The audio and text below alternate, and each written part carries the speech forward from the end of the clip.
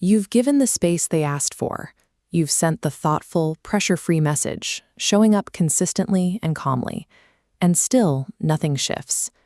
To understand why this hurts so much, we have to look at how you are built.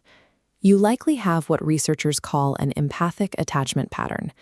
This diagram illustrates exactly how that pattern operates. Here are two notes representing individuals. If you have this attachment style, you automatically emit a heavy flow of cognitive and emotional energy, monitoring the secondary node, your partner.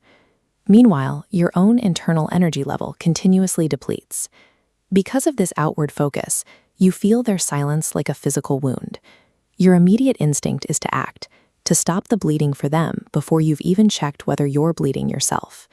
You see the distance growing, and your first instinct is to bridge it. But by reaching out first every time, you are solving this relationship problem the wrong way.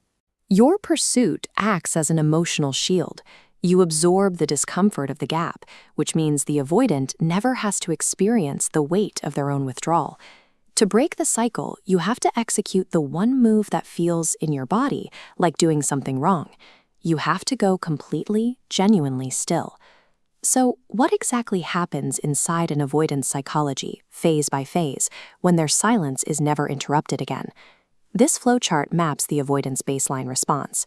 When emotional closeness exceeds what their nervous system can tolerate, they withdraw. You pursue.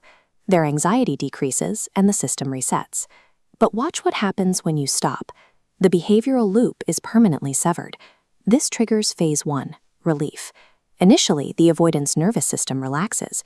Without the pressure of your expectations, their withdrawal feels justified. But relief built on someone's absence has an expiration date. In phase 2, curiosity sets in. The mental energy they previously used to manage your closeness is now empty. Into that space, a spontaneous question moves in. I wonder how they're doing. Then comes phase 3, the pattern break. This is the moment the expected text fails to materialize. They wait for you to close the gap, and the silence holds. For someone who relies on controlling the distance between themselves and others, this loss of predictability is an emergency. The silence is no longer something they are doing to you, it's something happening to them.